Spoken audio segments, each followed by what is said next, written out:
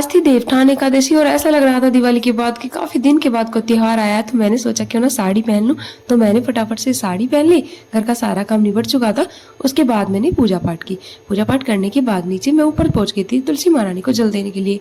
वैसे एकादशी को मना भी करते हैं कुछ लोग कि जल नहीं देना चाहिए, लेकिन मैंने आज जल दे दिया था। उसके बाद मम्मी ने चुनरी उड़ा दी तुलसी महारानी को। फिर मैंने अपने हस्बैंड और मम्मी के लिए बनाया मौसमी का जूस। मेरा गला खराब था तो मैंने नहीं पिया था। उसके बाद मम्मी देव उठाने के लिए सिंगाड़े और शकरकंदे उबालने लगी थी, क्योंकि देवठान के लिए सिंगाड़े शकरकंदे मम्मी ही उबालती हैं अपनी ट्रिक से।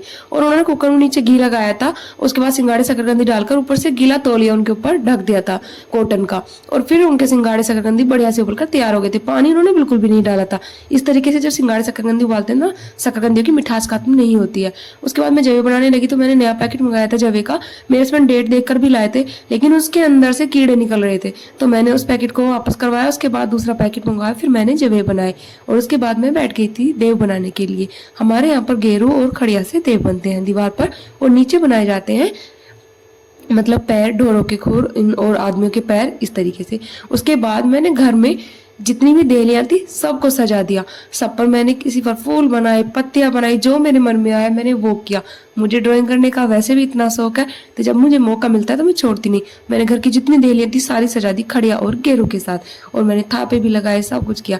उसके बाद मैं और मेरा बेटा बैठ गए थे देव उठाने के लिए, क्योंकि मम्मी थी भाभी की तरफ, मम्मी थी नहीं, तो इसलिए इस बार मुझे अकेले को देव उठाने पड़े। उसके बाद मैंने और मेरे बेटे ने देव उठाए।